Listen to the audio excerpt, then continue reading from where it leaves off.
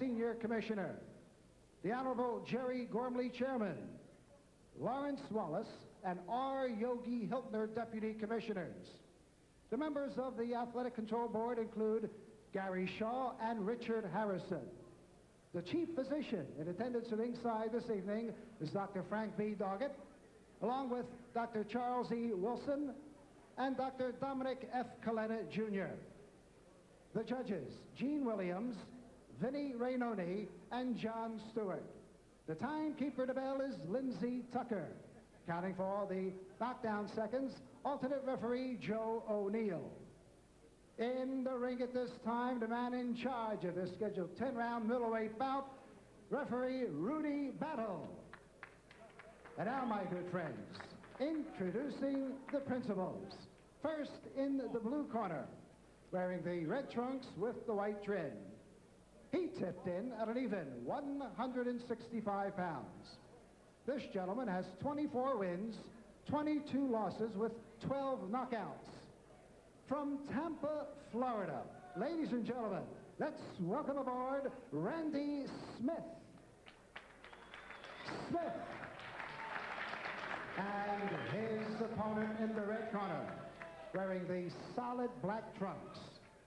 He, too, weighed in at an even 165 pounds. Professionally, he has 16 wins, only 1 loss, with 13 knockouts. From the Germantown section of Philadelphia, ladies and gentlemen, here is Bernard, the Executioner Hopkins. Hopkins.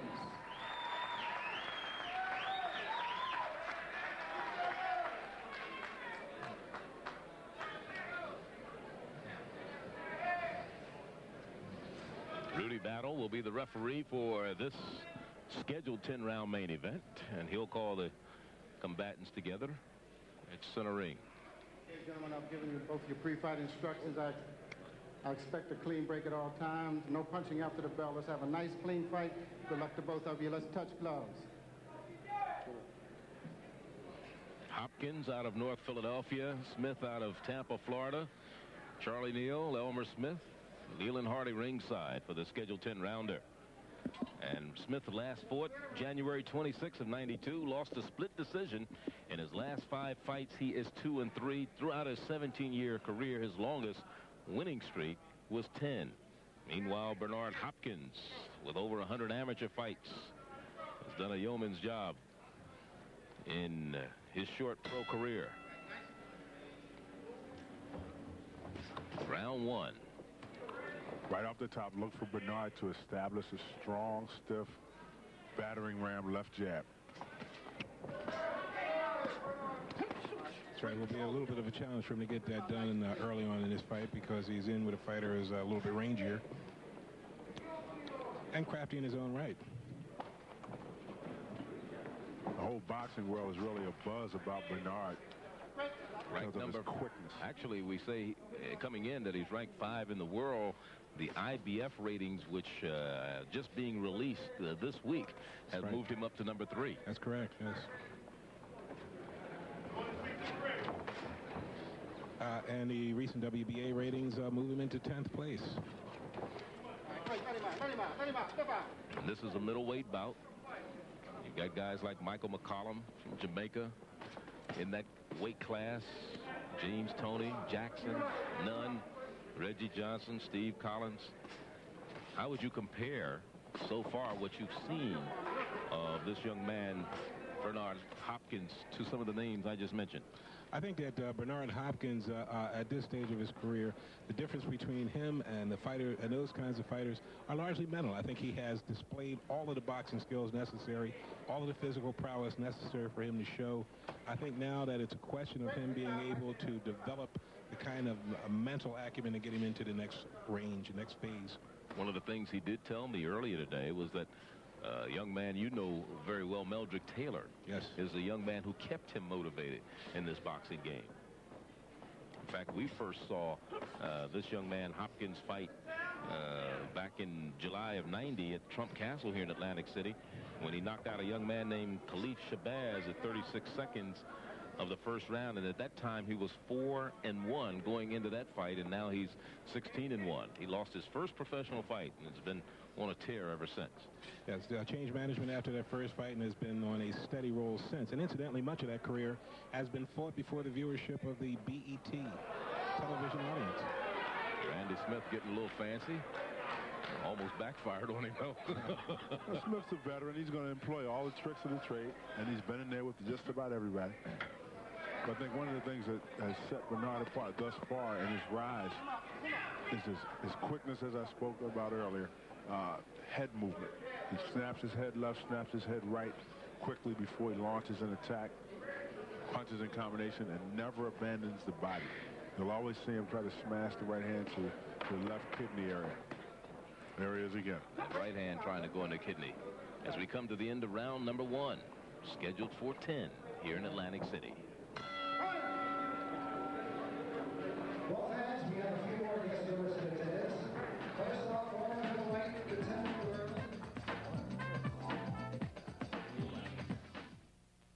Hardy, Elmer Smith.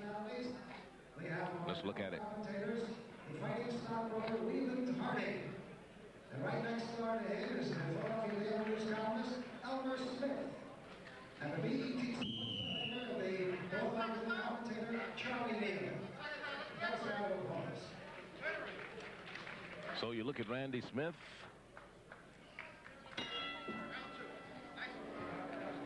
Told me he just wants to survive. He says his strength, he feels throughout his career, has been he has tried to confuse his opponents. Again, he's slick. I asked him, I said, have you lost a step? He says, I feel, well, we always say that. I feel that I'm as quick as I've always been.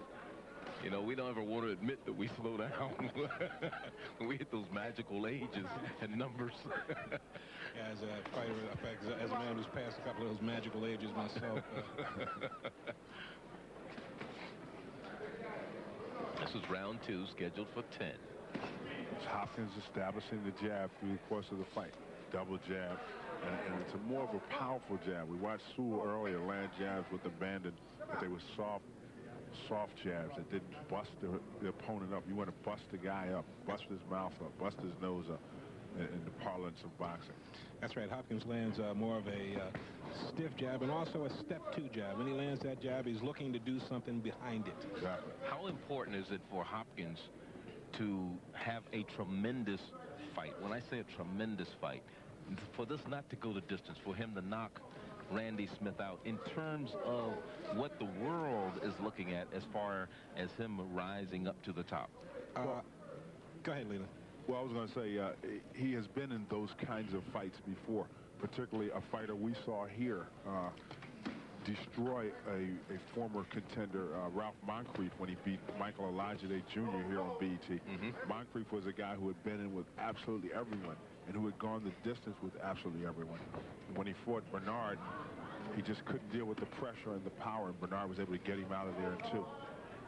So, you know, for him to have the fight where he's got to perform well, he needs to do that here. He's done it before. He's shown what he's about, and I think, you know, a knockout here would certainly be impressive for him. I agree with everything except the conclusion. I don't think he needs to be particularly impressive, at least in the sense that he needs to get a knockout here. He's in with a fighter who nobody knocks out, and has been in with the best fighters in the world. I think it's going to be very important for him to get some rounds, for him to look good and execute his skills well. But I don't think it's necessarily important for him to get a knockout against this kind of a fighter. Both fighters came in at 165 pounds. Randy Smith says one of the reasons he got started in the boxing was a guy named Muhammad Ali. That was a little low blow that time that caught Randy Smith, and Randy says, yeah, I'm okay. But Ali was his idol, Randy Smith's idol. As round 2 is about to come to an end.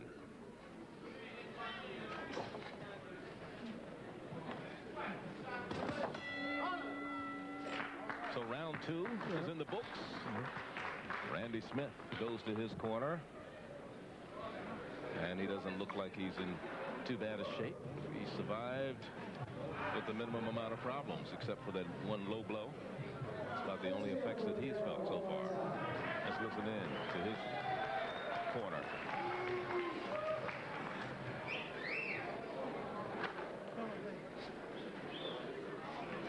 There's the low blow that caught him.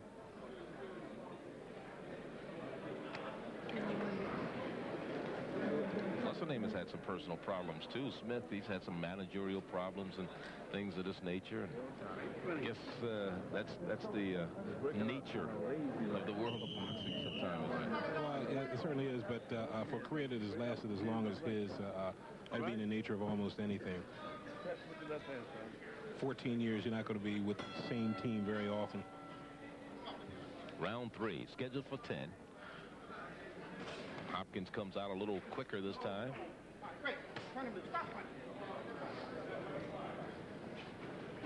Smith not unwilling to mix it up in there. That's right. He mixes up very cleverly. I mean, he's a fighter that also is not really as in front of you as much as he looks to be. One of the things I'm looking for in this fight, Leland and Charlie, is that is the ability of Bernard Hopkins to make adjustments. Let's see if he has gone to school on what has occurred in the first round or two and come up with something different to counter what he has seen. One of the things I see Smith doing is beautiful left from Hopkins. One of the things I see Smith doing is trying to smother the half uppercut, half hook of Hopkins by leaning into it and pawing down at it as Hopkins releases that left hook. He's taking some of the impact off of it. Yes.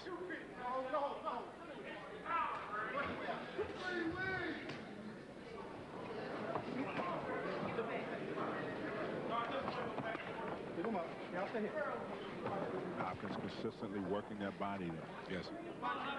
Right hand to the kidney. Left hook up underneath. There's the right hand to the kidney. Very good body punch there again. He got a warning for that right hand to the kidney earlier, but as you look at Randy Smith's trunks, are about 2/3 belt. More belt than trunk, huh? Exactly. Well, one of the things that Hopkins has been known for is trying to go to the body early of his opponents. Slapping hook went over the head of and then to the head, where a lot of boxers will go to the head first, right, and then go to the body. He tries to go to the body first and then to the head. He watches all the old films. He's a real fan of Sugar Ray Robinson. He certainly is. And Marvin Hagler. Told me today that one of his very favorite films was Marvin Hagler against John Mugabe, a fight that showed the mental strength of Marvin Hagler. Certainly weathered opposition in the rain, 40 degrees outdoors out in Las Vegas. Remember that one? I was at that fight, and what a fight it was. Well, I guess that body can wear you down, especially a 35-year-old body, if you get enough punches there. And, of course, the strength of Hopkins seems to be his patience and, of course, his left hand. As we come to the final seconds of round number 3, scheduled for 10, here in Atlantic City. I'm Charlie Neal, along with Leland Hardy and Elmer Smith. Round 4 will be coming up in a moment.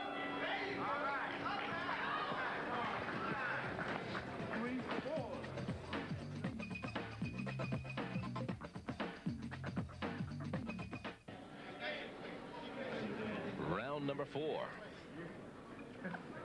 Scheduled for 10. Hopkins in the black trunks.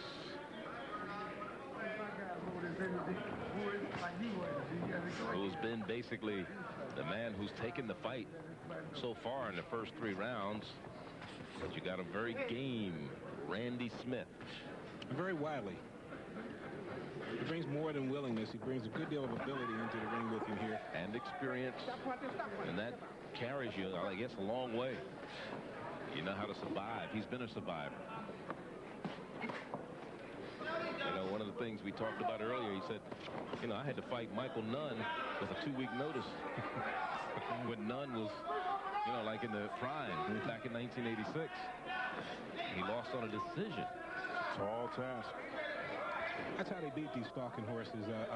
People talk about the old days when fights used to be fixed. Nobody would fix a fight today. You know who your fighter can beat, and just to make sure it's not even, you call him up 2 or 3 days before the fight, and after 2 or 3 hours. Exactly. We had Mastrangelo come in here earlier today on 1 week notice against Hector Frazier. Case in point, acquitted himself well. Nice body shot downstairs. Yeah, it's the consistency of the body attack by Hopkins. And again, he studies the guys that are out there who have distinguished themselves in his weight class. Obviously, McCallum, a body snatcher who's relentless with his body attack. But one of the things I like about Hopkins, instead of the wide looping shots to the sides of the body, he positions the body so that he can drill a straight right hand to the kidney or step off to the left and throw a short left hook and come back with a hook to the head.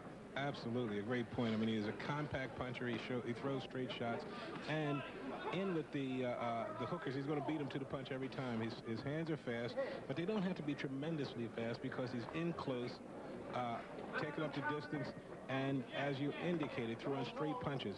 And to land those punches, rather than loop them, he changes his position, and it's a wonder what you can do by moving 1 or 2 steps or half a step even sometimes to the left or right. Huge left hook landed by Hopkins, which could conceivably have stunned Smith. Almost an elbow shot there that time by Hopkins. And another left-right combination to the body and into the head. Working the body pretty good, Hopkins right now. Hopkins from a very rough area of North Philadelphia. I knew it very well. I grew up right across the street from him. We were talking today, and you know, when you survive 23rd and Diamond and the Raymond Rosen projects, you've done a great service to your community just getting out of there. Is that where you got that big right hand job? End of 4 rounds. Scheduled for 10. Randy Smith. Well, we got a moment here. I got to say a special hello and a get well to a friend of mine, member of the Arlington County Police Department's motorcycle squad, who was injured in a motorcycle accident last week. So he's got a right hand in the cast right now. We'll say get well soon, Chris. Get that right hand going again.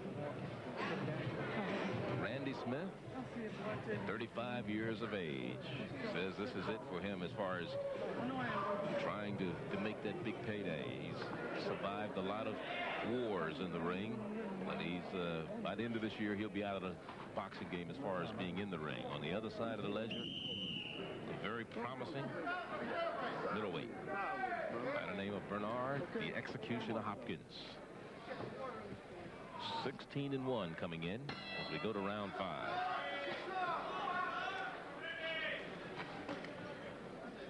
Big short right hand right behind the ear of Smith.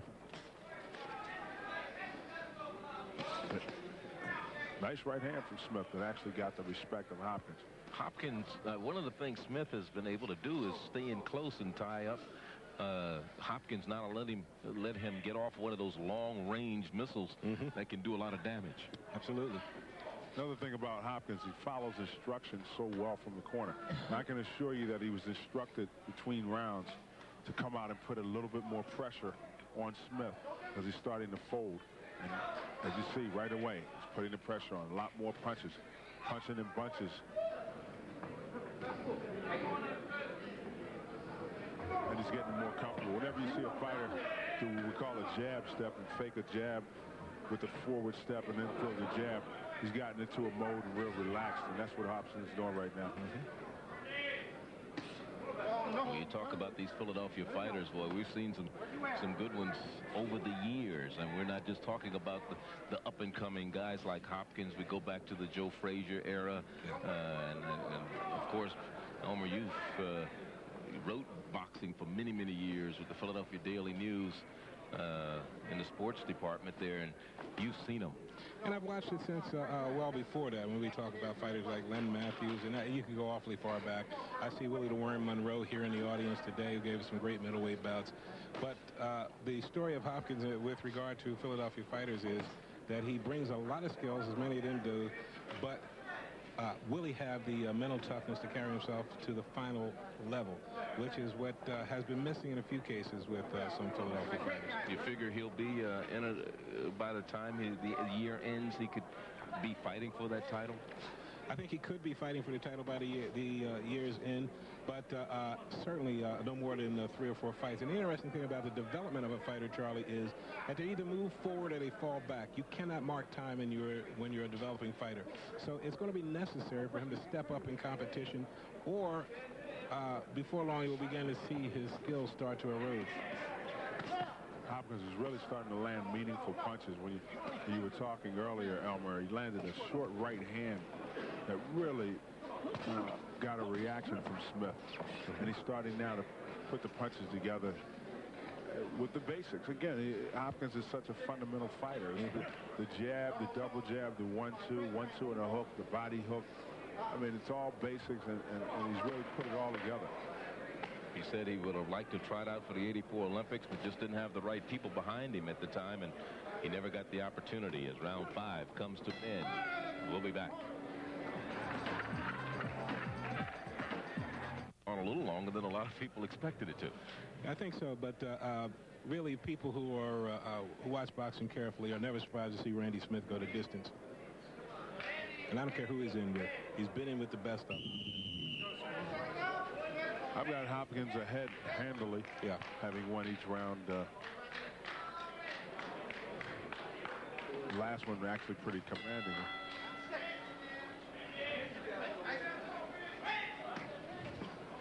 Come out with a good left body shot and a good left hook that landed another good left body shot. So he's kind of stepping up the power.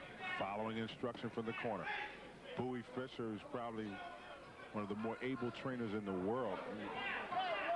He almost lives inside Hopkins' body in fights. And instructed him to come out and dig that hook to the body. Straight right hand to the other side. Is that a happy camp, though? Hasn't been a particularly happy camp in recent months. I think the relationship between Hopkins and Bowie Fischer remains intact. There have been some questions about whether or not the camp is as together as it has been on the managerial end. Nothing necessarily irreparable. It could be something that they patch up. But it's something that needs to be resolved, I think, before Bernard Hopkins moves on. I knew you would know.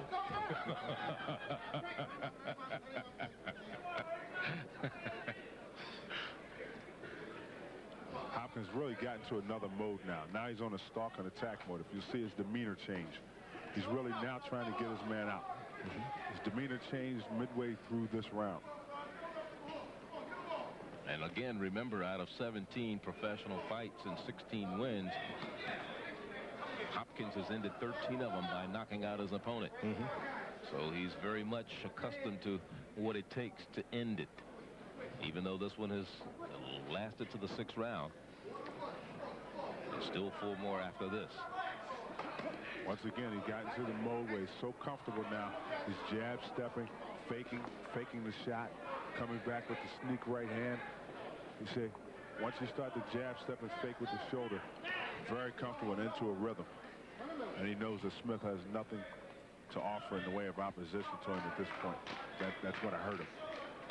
Yeah, and notice that he's executing good cutoff moves here. He's keeping his fighters back to the ropes and cornering him at 3 different points already in this round.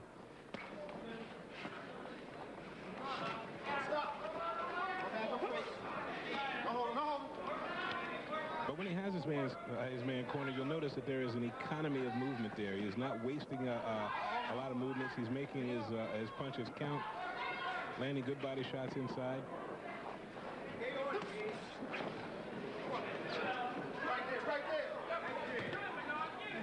Great body shot there. And again, the 4th time, Randy Smith has found himself in every corner so far. Good left that time by Hopkins to the head of Smith. And Smith has survived 6 here at Trump Plaza in Atlantic City. and he may survive 10. But this is still a very good performance for Bernard Hopkins so far. It's no disgrace to go to distance with a fighter of this caliber who has survived against the best fighters in the middleweight division over the years. And he's getting great work. He's executing his skills. I think this is one of the better fights for Bernard Hopkins, at least in the sense that it moves him further along. Let's look back at some of the body shots taken by Randy Smith in round number 6. Body and head shots. Of course, Randy working inside, staying close. And sometimes, I guess, if you shorten up the distance between that your opponent has to punch, the body shots aren't as effective as they could be if they come from a further distance away. No, I wouldn't necessarily say that. I mean, I think that some of the most effective body punches are thrown in close, very short punches in compact arcs, where much of the power comes from the ability to transfer the weight when throwing the punch. I mean, one of the most devastating punches, certainly of all times, of course, was Joe Louis, who was really known for the 6-inch punch. He had a... Call it the 6-inch punch, huh? 6-inch punch. Tremendous ability to transfer the weight and from the standpoint of physics, generate the maximum force at the end of the right hand. And Hopkins is certainly learning to do that with every passing fight. So when we hear of a man fighting a technical fight, he is a very technical fighter. He has studied that physics very well, huh? The principle of the lever arm. That reminds me so much of a barefooted kicker in football who says the reason I kick barefooted is because the energy is transformed from the skin right to the ball more so than if you put a sock or a shoe between it. I'm not so sure I ascribe to that theory, but they must know. Smith rocked back a little bit on the ropes, but comes out. And he's still hanging in there. Taking some uppercuts, some body shots from Hopkins with 1:20 left in round number 7. Scheduled for 10 here at Trump Plaza in Atlantic City. Hopkins really is trying to put some mustard on those shots now. Shooting the right hand, coming back across with the left hook. I'm sure Bowie Fischer would like to see him double the hook, and there's Bushy imploring him to come forward.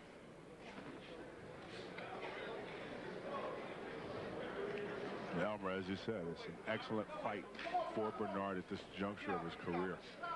A guy who's very durable, knows all the tricks. And there's a couple of guys that have been in the resume of Hopkins that have been appropriate for him such that he can learn from them, be eclectic, and take it to his next contest.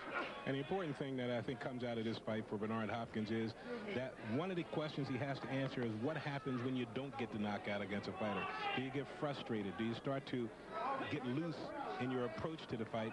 So far, Bernard Hopkins has shown himself to be the kind of fighter who keeps tight, who does the things that he needs to do, is patient, but not to a fault. 2 nice shots landed by Smith, to his credit. It'll be interesting to hear the strategy of the winner at the end of this one, especially if it goes a distance. 7 are already in the bag. We'll be back.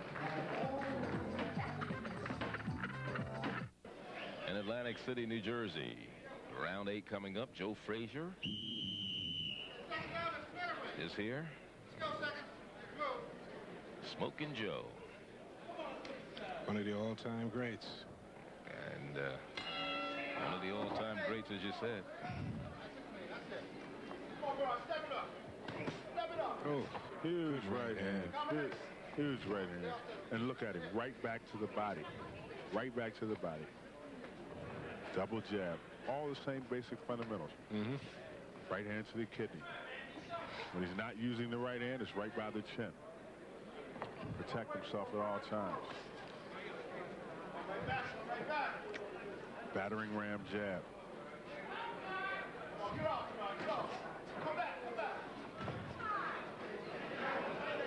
Hear the voice of Bowie Fischer again. As if he's got a mic in his mouth so loudly. Good body shots, left-right combination. Oh, those are basically dancing off the elbows. I don't think they landed as much as they sounded that they might have landed. That second one was right in the solar plexus. Good left jab that time by Hopkins. Incredibly durable Smith. He certainly is. He's given every possible credit for his performance here tonight. And a right that caught Smith, and left jab by Hopkins. Right uppercut.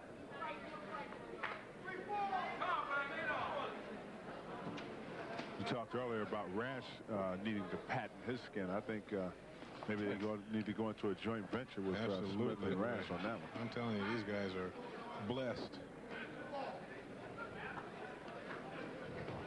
I guess Randy Smith, when you talk about retiring, he's saying, why? Why am I taking these beatings? I mean, I'm surviving, but I'm also taking these beatings, you know? That's right. I mean, he on the other hand, he is very good at the technique sometimes called rubbernecking. He does not accept the full impact of some of those punches. Let him go. Under a minute left here in round number 8. Scheduled for 10. Charlie Neal, Leland Hardy, and Elmer Smith ringside at Trump Plaza, the Imperial Ballroom in Atlantic City, New Jersey.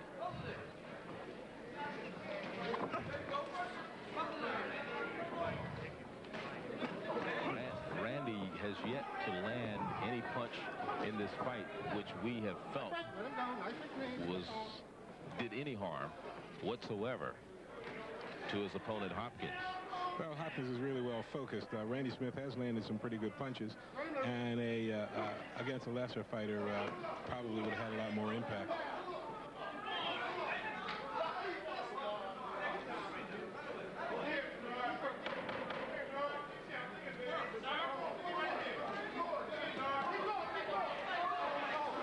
And a good right by Smith as round number 8 comes to an end. Randy says, hey, I got you. Ladies and gentlemen, the gentleman who just walked in a little late, but he's here nonetheless. Sitting next to promoter Butch Willis. Randy Smith. The former heavyweight champion of the world, Smokin' Joe Frazier.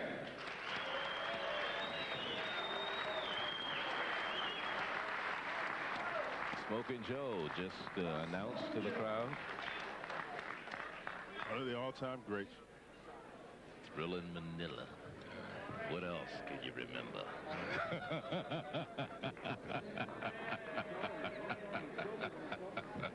Barry White joins us here.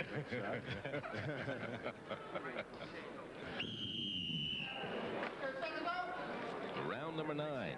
All 8 so far have been, without a doubt, in favor of the executioner Hopkins. This is round 9, scheduled for 10. This is a middleweight bout. You have Hopkins, who has moved up to number 3 in the IBF, and now he really caught Smith with a left that time. But each round, he has come out with those types of shots. It just hasn't had a lot of effect. Well, at least not in the sense that he has wobbled his man, but they've certainly had a lot of effect in the sense that the judges can tell that those are powerful punches. Beautiful left hook from Smith. And Smith just says, hey, it hits, but that's about it. Now,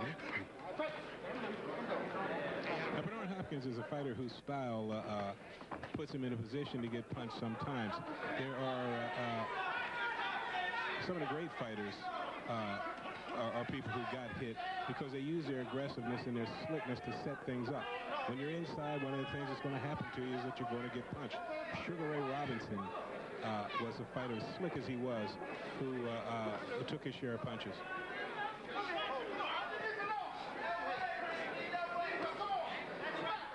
Now, here, the way they were positioned looked like a perfect opportunity for Bernard to throw what we call a Witherspoon right hand. And there is one right there. Yeah. Positioning your body with your head and shoulders just over the left shoulder of your opponent to come back with a big right hand. There it is right there again. Perfect opportunity to throw a Witherspoon right hand. And when he sets the throw to Randy Smith, is probably going to take it off of his shoulder. He will probably curl in and take it off of his shoulder. And the perfect counter for that right hand is a right hand. You know, one of the things that Hopkins has shown that he's been able to do is go on his ability to box and slug versus the experience that a lot of boxers has, because of course as a professional he hasn't been in the ring that long. No. Under a minute to go here in round number 9. Meaningful short punches from Hopkins. Hopkins has to be thinking, boy, this guy's old man's tough. Yeah. You know. But at the same time, he has to be satisfied with the kind of work he's getting today. He is getting some work. You need that every now and then. And you need to know that you can go the distance at a tough pace. He's kept up a good pace. He's accepted a certain amount of punishment, landed a lot of punches, and he needs to know that he can do this. And he doesn't look weary at all. He's in great condition. Yeah, he has fought 10 and 12 rounds in the gym, and it's not the same, but it does have implications for endurance. Notice the little cutoff move that he made there. Randy Smith was wise to grab at that point.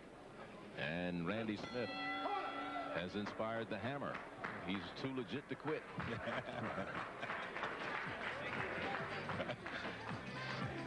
Let's watch what happens. Of course, Hopkins backing Smith into the ropes. Throwing a series of combinations there.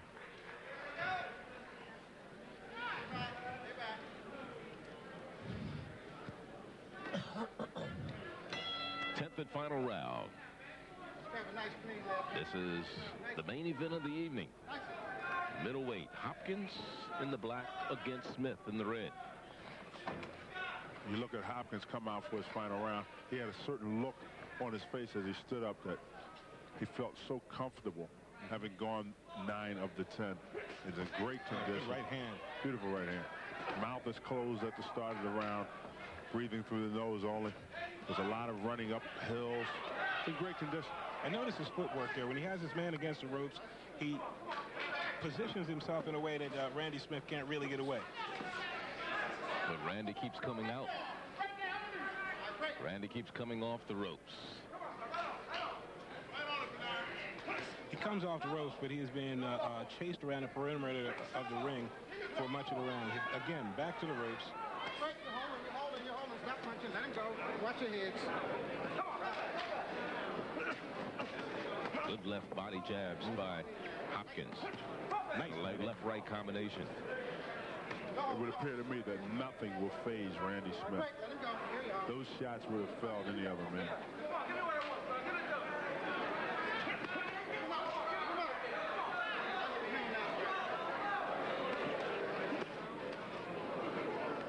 Hopkins working like he really wants to get his man out in the final round and finish with a flourish. Break out. You're holding. It's not going to happen. But he has certainly acquitted himself well today. Good left combination. Left, right. And Hopkins again. Extending himself. There's an opportunity to sneak the right hand over the top. And I'm sure he'll study the films. Perfect opportunity to sneak the right hand right over that shoulder. And the one punch that we have not seen very much from Hopkins today is the uppercut. He tried it a couple times, but it didn't seem to have much effect. Yeah, it's largely a matter of positioning, and he's normally, at the position that he fights in, he's normally in a pretty good position to get that punch off. For whatever reason, it has been conspicuous by its absence from his arsenal tonight.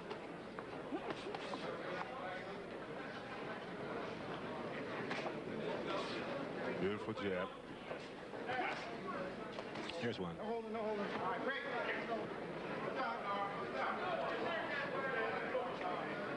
Rudy Battle could not have had an easier night's work than he did tonight. Training. No, he didn't have any problems with the fighters in there. As we go down to the final 14 seconds, let's see what happens when they bang the gavel. Let's see what Hopkins does if he tries to finish this last 10 seconds off. Looks like it's going to end uneventful. Good 10-rounder. Hopkins and Smith. And we'll be back with the decision from the Trump Plaza in Atlantic City in just a moment. Coming up, Hopkins against Smith. Let's go to Ed Darien. Ladies and gentlemen, from the Imperial Ballroom here at the Trump Plaza Hotel and Casino on the boardwalk in the boxing capital world of Atlantic City, New Jersey, all three judges, Gene Williams, Vinnie Rainoni, and John Stewart, each score 190 for the winner by unanimous decision, Bernard, the Executioner Hopkins. So Bernard Hopkins' record goes to 17-1, and it's a unanimous decision. Not much of a problem there, as you said. Out of a possible 300. It was a unanimous. He got them all. Yeah, he got them all. 190. Unanimous decision, and although the fight was not as lopsided as the score, Charlie, it was a good fight in that he was forced to execute his skills. I thought he did it very well. All right, well. Ladies and gentlemen, good afternoon. And now from Trop World Casino and Entertainment Resort here in Atlantic City,